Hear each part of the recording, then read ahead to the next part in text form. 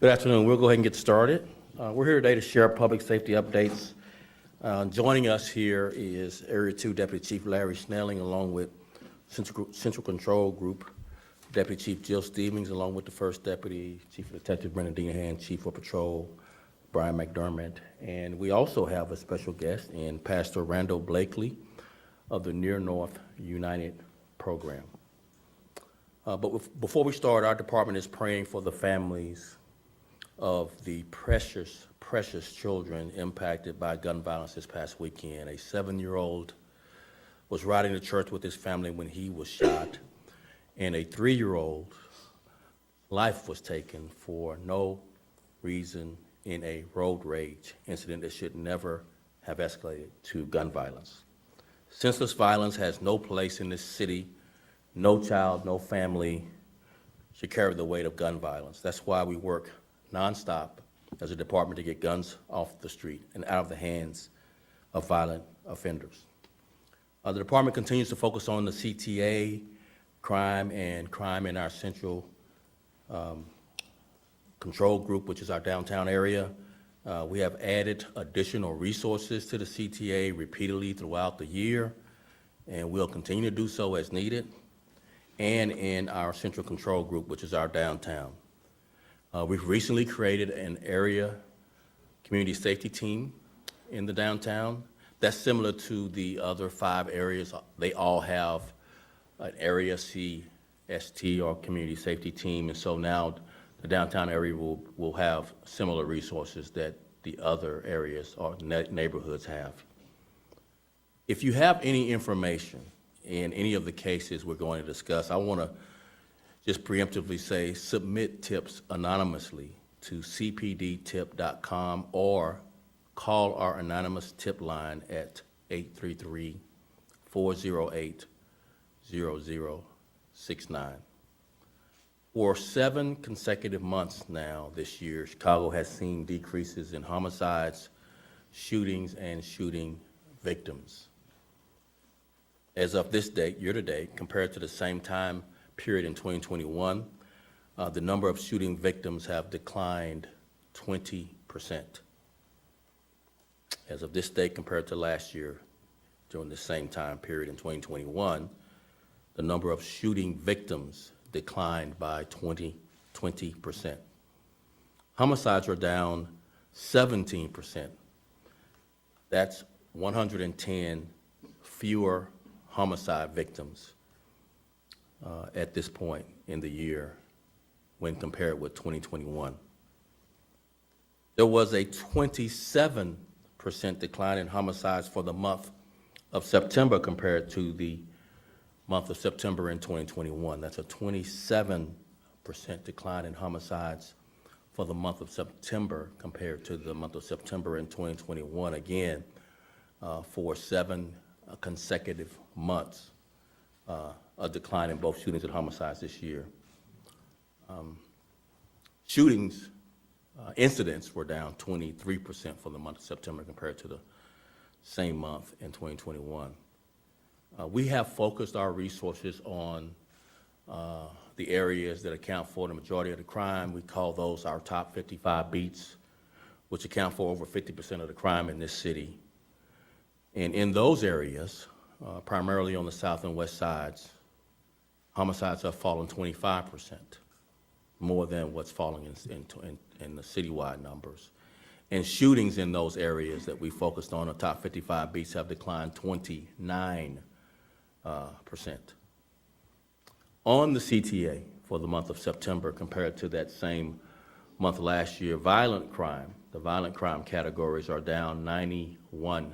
The month of September compared to the same month in 2021.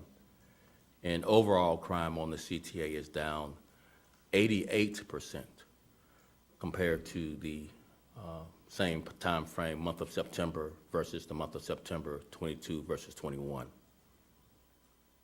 We are committed to continuing to enhance our safety through visibility, engagement, and collaboration.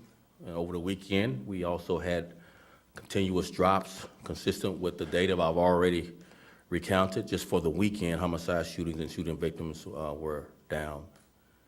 compared to the same weekend in 2021, being down 13% for shooting victims and 13% for shooting incidents, and 17% for a decline in homicides. So a decline over the weekend compared to the same weekend last year. Since the year began, officers have recovered over 9,881 guns across the city. That's a 5% increase over the same time frame. And yes, if you're forecasting, we'll hit 10,000 guns recovered sometime in the next few days this year. And it's still pretty early in October. Officers have also made over 4,500 gun arrests this year. Every instance where an officer interacts with an offender with an illegal gun, it's a potential life saved. Every gun taken off the streets by the brave and courageous men and women of the Chicago Police Department is a potential life saved. When officers put on the uniform, they do so despite the great risk in what I would argue is the most difficult and dangerous time to be the police. Guns should not be in the hands of people who should not have them, meaning they should not be in the hands of violent offenders, people who have a criminal history of violent behavior. The fight to end gun violence remains a national issue, of course, and we have to step up for our communities, all of us, and for each other. With that, I'd like to bring up Deputy Chief Snelling, and then after Deputy Chief Snelling, Deputy Chief Jill Stevens to provide more information regarding incidents that occurred in their area this past weekend. Larry? Thank you, Sue. For Area 2, as the superintendent mentioned, we had a 7-year-old shot. I spoke about it yesterday, very tragic incident. What I can tell you about it is at 108th and State, at approximately 11:21 hours, the family was on their way to church. There was a member in that vehicle who occupied the vehicle that they were in who had a car parked on the street. They observed someone rummaging through the vehicle. They attempted to follow this individual once he left the car, and he turned and opened fire with a weapon. The car was struck. The bullet went through the vehicle and struck the 7-year-old in the leg, and it created a lot of damage to his leg. The 7-year-old is pretty resilient. He, handled it like a champ. I mean, when you think about a 7-year-old being shot, I mean, what a terrible thing. But the 7-year-old is doing fine right now, as fine as he can do after an incident like that. This is a traumatic incident, not only for the 7-year-old, but the entire family. What I can tell you is, because of previous shootings that had occurred in and around that area over the past 2 days, we had violence reduction missions in place. We also had some post-shooting missions in place. Our officers were out there, and they were immediately able to apprehend the subject and take him into custody.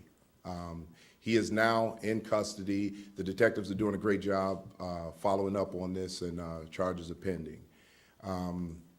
I can tell you that our officers, every encounter with someone with a gun is a potentially deadly encounter.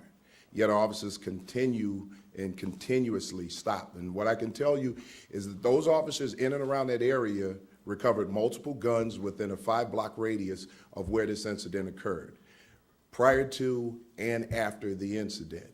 So the officers are working diligently out there to try to keep the streets as safe as possible. What I would ask is that the community understand that the police can't just do this alone, right? We need to partner up with the community, and the community needs to support in order for these officers to continue to do the job that they're doing, right? Because if we have that backup and we have that partnership, it helps. And that being said, I'd like to acknowledge Joyce Chapman, who this weekend had a peace walk. She coordinated a peace walk out in Altgale Gardens. And the work of one of our community partners, Jennifer Edwards. She's throughout the community dealing with the businesses, trying to make sure that the streets are safe, and she works closely with us to get that done. So please keep the family in your prayers, and keep our officers in your prayers also.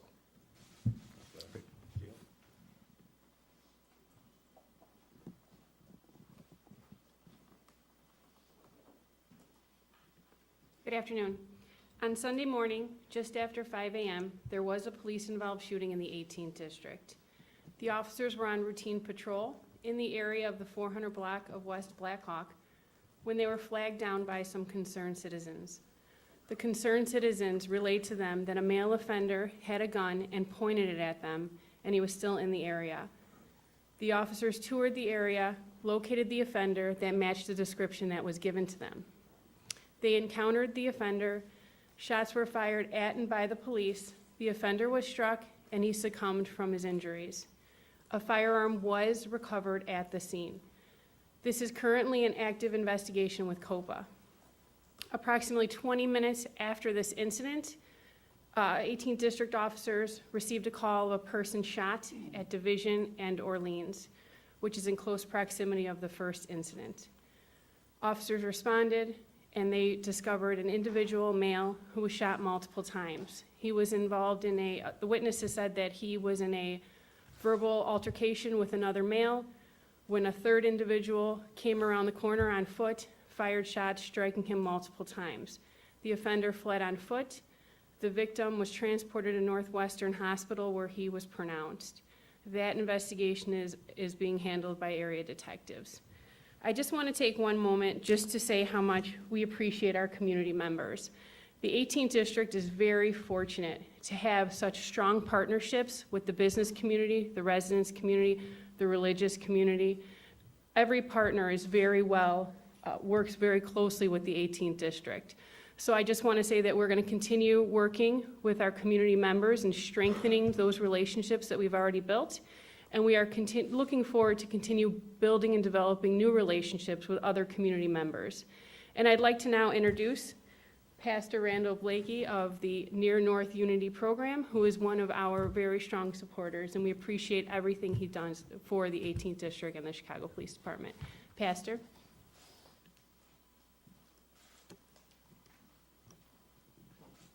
Thank you, Deputy Chief Stevens, and thank you, Superintendent, for having me today. As was mentioned, my name is Randall K. Blakey. I serve as the Executive Pastor of LaSalle Street Church and the Executive Director of the Volunteer Executive Director of the Near North Unity Program. The Near North Unity Program has as its mission to connect and convene residents and stakeholders in our diverse community, enhances growth, and improve the quality of life for all being the operative word. With that said, the community has a responsibility, as does a CPD has a responsibility to create these strong relationships. The faith community, however, has an obligation. We have an obligation to be the thermostat for any community that we exist in, and that's exactly what we've done in the 18th District. We work in 4 primary areas: in youth and families, safety, employment, and land use and development. In our safety element, we started back when Commander Devereaux was the commander in 18. We started what is now known as Coffee with the Commander. This is an informal opportunity for members of our community to have or to put faces with names of all of the officers, the commanders, the chiefs, the captains, the sergeants in our community. In the event that they should have to have any type of interaction with them, there's relationship already built in. We are appreciative of all of the commanders that we've had an opportunity to work with in 18, from Devereaux up until now with Commander Hine. We also work with Commander Bauer. Commander Bauer and I had a very fruitful relationship, a pure gentleman, can't speak highly enough about him. We also work with Commander Stevens and O'Shea and a number of other commanders who have been in 18 doing the work and helping to support the work of building relationships with our community. This coming week, we have Faith in Blue that is going to start on Friday and go through Monday. Faith in Blue is an opportunity for our faith communities to to engage with our police department. We're going to start out with a program that we call Prayer Call, and we're going to have each one of our ministerial leaders in the 18th District show up to the roll call and offer a word of prayer on behalf of the district and on behalf of our officers. On Saturday, we're going to have what we call loaves and fishes, where we'll be providing lunches for the 18th District and everyone that's working on that particular day. And then on Monday, we're going to have a program that we call Signs and Wonders, where we'll have members of our church communities and synagogues holding signs up supporting our 18th District Police and hopefully taking pictures with them. Our goal is to have 100 pictures taken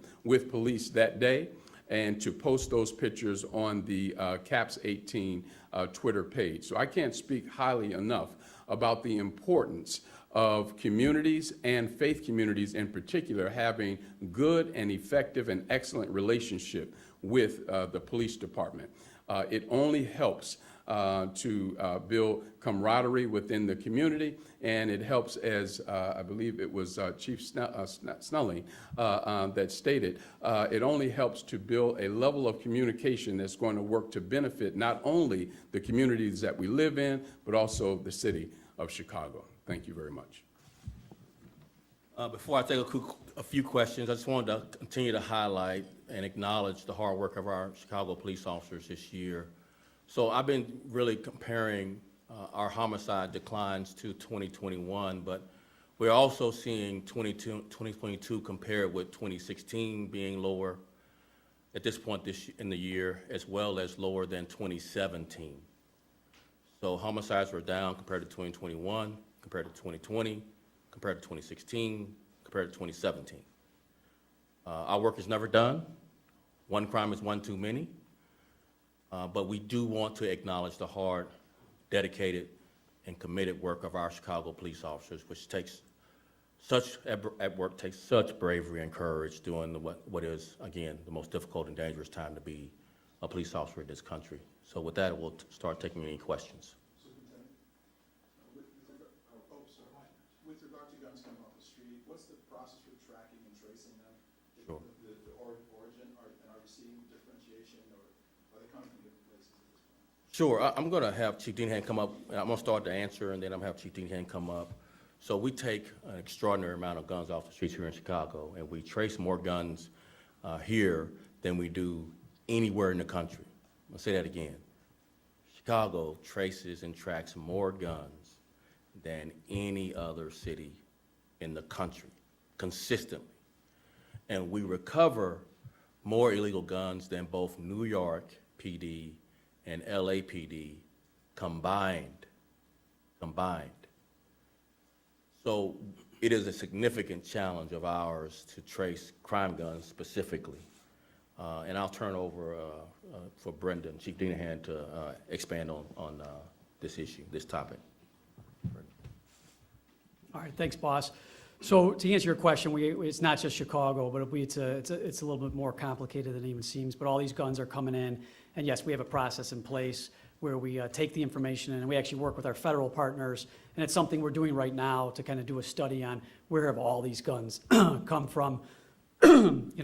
Specifically, are they coming from in Illinois or outside of Illinois? And that's something we're actually in the process of. So I don't want to give the information out until it comes. But as the superintendent mentioned, it's just remarkable that how many guns are here and that the officers are constantly taking them off the street on a daily basis, as both the deputy chiefs mentioned. Hi, Casey Cronus with Fox 32. Can you confirm the officer-involved shooting and the other shooting where the man was killed in the same area, those were not connected? They were not connected according to our information at this point. And then any leads on the suspect in the other shooting incident that left that one man dead around the same time? Yeah, Jill, you have any further comment on leads, or you or Brendan? Not at this time. As soon as we have an update, we'll certainly share it with you. Good afternoon, Superintendent Michelle Gallardo with ABC 7. You referred to, of course, the shootings involving both the 7-year-old and the 3-year-old over the weekend, and I appreciate that there's been an arrest, of course, in the case of the 7-year-old. We know those charges are pending, but I'm wondering if you can update us as to the investigation into the killing of the 3-year-old boy, Mateo Sastro, and just if you would like to elaborate any further on, obviously, just the number of juveniles that are falling victim to gun violence in the city of Chicago. I believe it's over 280 so far this year. Yeah, so first I would say any young person or anyone of any age being a victim of gun violence is too many. So we start with that as context. But we are seeing both declines in overall gun violence victims and young people, youth, juveniles being gun victims. You recounted the number, but it's a significant decline in young people being victims of gun violence this year compared to previous years. As I mentioned, not just 2021, but 2020, as well as 2016 and 2017 overall. But one is one too many.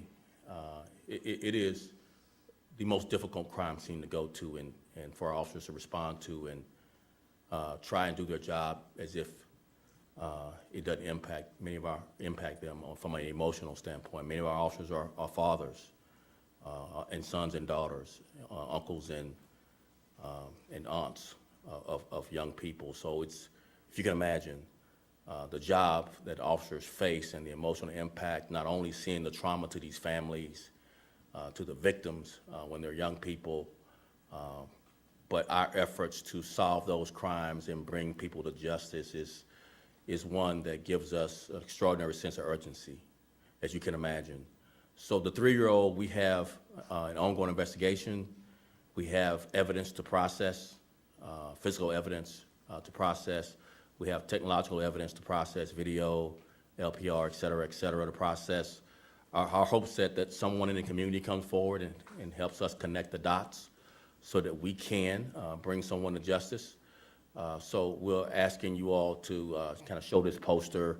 There's anonymous ways you can forward those tips, both by calling and or going to our website. There is a reward for tips that lead to charges and convictions of up to $15,000. So we just hope people come forward and give us more information. The more information, the more corroboration we can have of the physical evidence that we have, so that we can have a strong case to take to the state's attorney and to bring charges.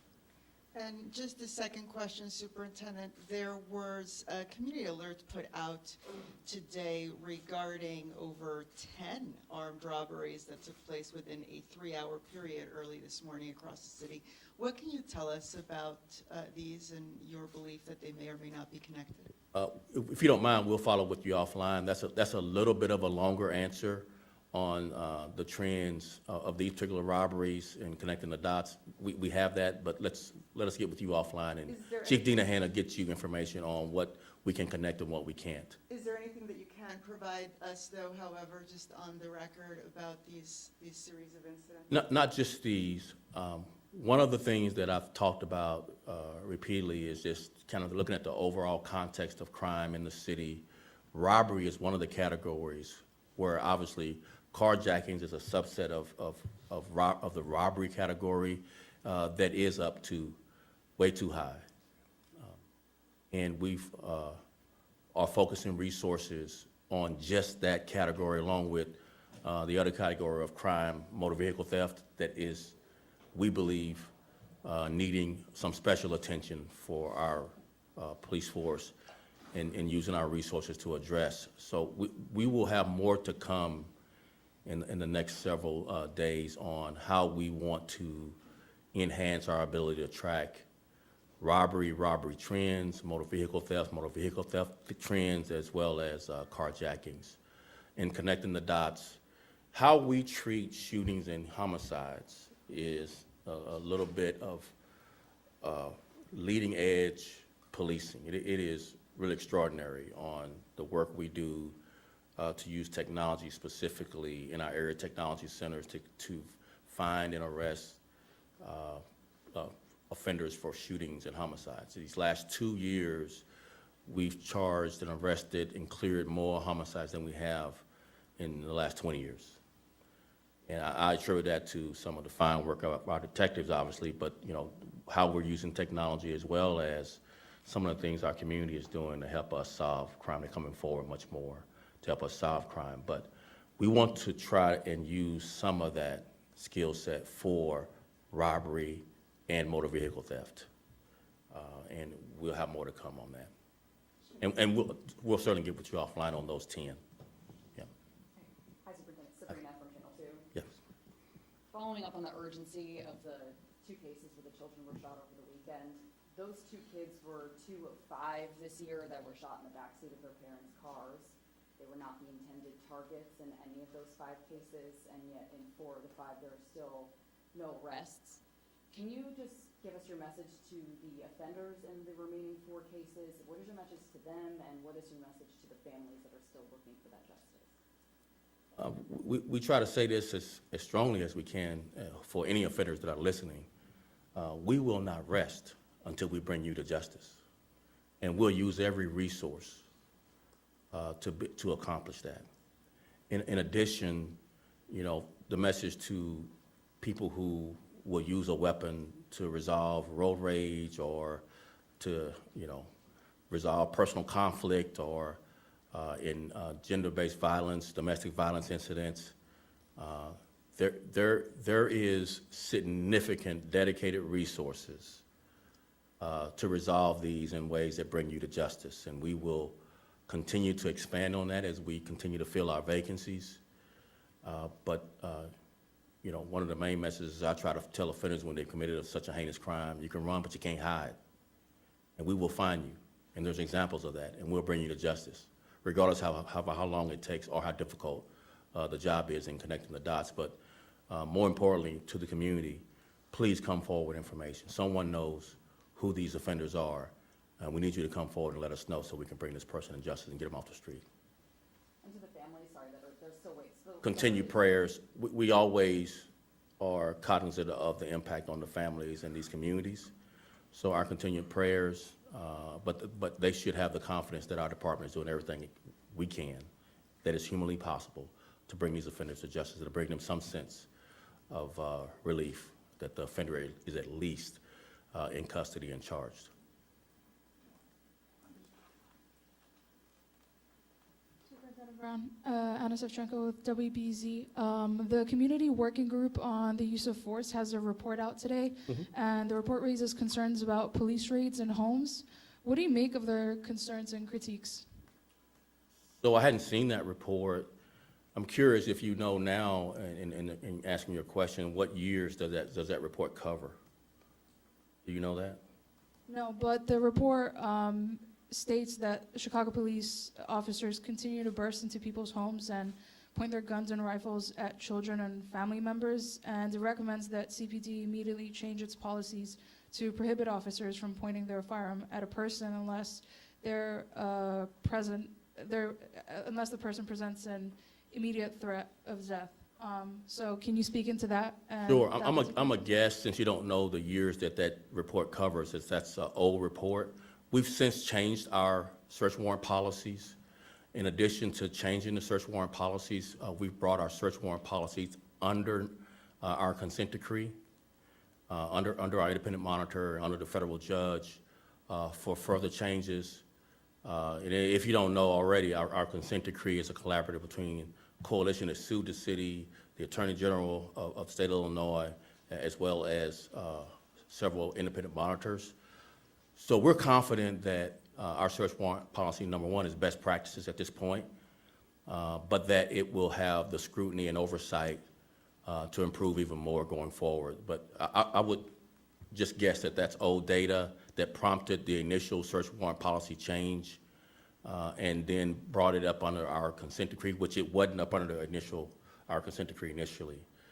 So if you can find the dates, you can let me know that covers. And specifically about when officers are allowed to point their guns at a person and when that needs to be documented. Can you comment on that particularly? Sure, that's already in our new search warrant policy from your initial question. I would suggest maybe, I'm not clairvoyant, I don't know what report you're referring to, but I bet that's an old report that's been responded to in a new search warrant policy. And in addition, the issue of pointing, all of that was addressed in our new search warrant policy changes, as well as prompting our search warrant policy to come underneath the consent decree monitoring team. Superintendent, how are Hey, you? Tom. Tom Yep. Schuba. Good. There was a fatal crash last week on the southwest side. A 55-year-old woman was killed. Prosecutors proffered that officers chased this carjacked vehicle 11 miles, reached speeds up to 95 miles an hour. Was this chase within the new chase policy? And are these officers still on active duty while this is being investigated? So it's under investigation. Those officers are still on active duty.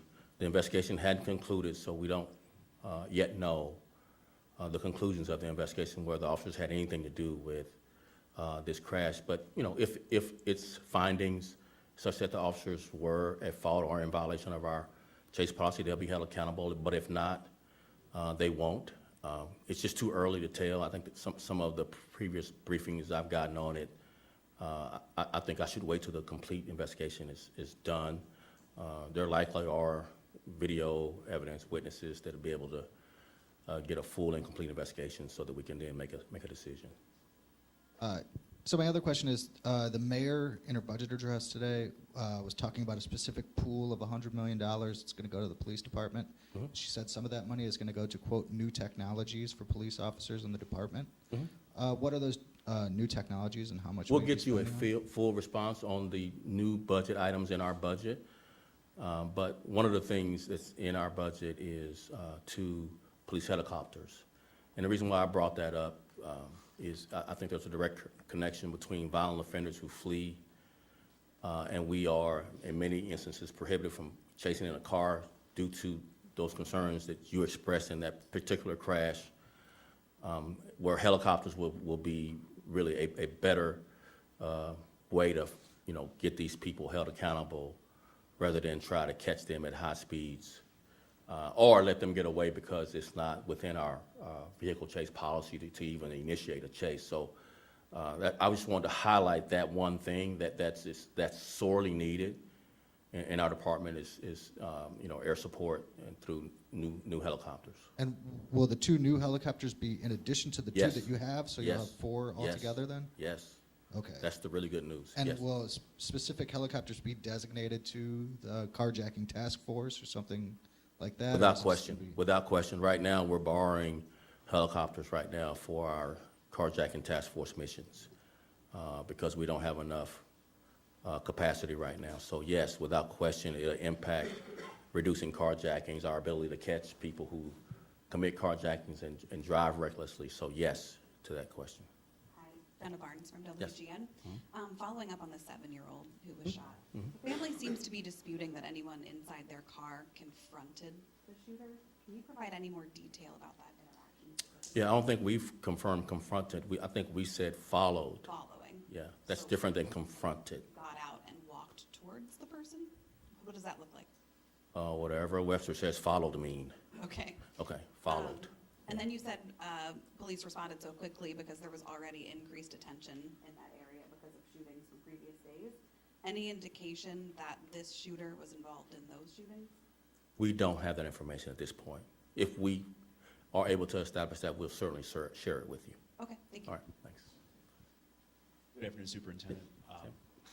I know you were just asked about the new budget a second ago, but it was said that $36 million in the new budget will go towards consent decree compliance. Yes. Could you offer any specifics as to like where exactly within the office? Sure. That's why we have new Executive Director Tina Cahill here somewhere. Did she have to leave already?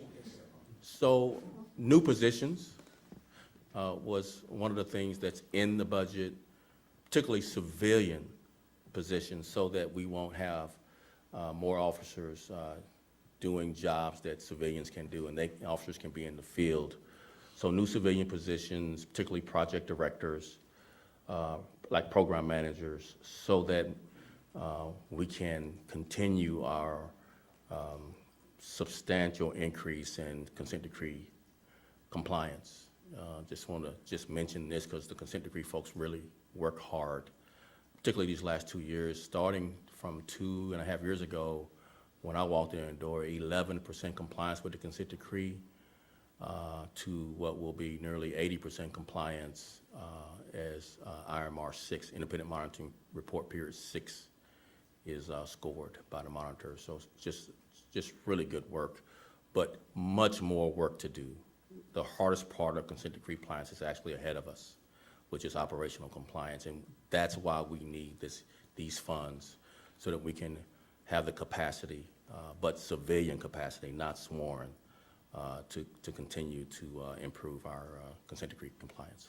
A real quick follow-up. As I understand it, in this upcoming IMR report from the independent monitor, all 799 paragraphs of the consent decree will be assessed for compliance, whereas with the last report, there were a few dozen that still weren't being assessed.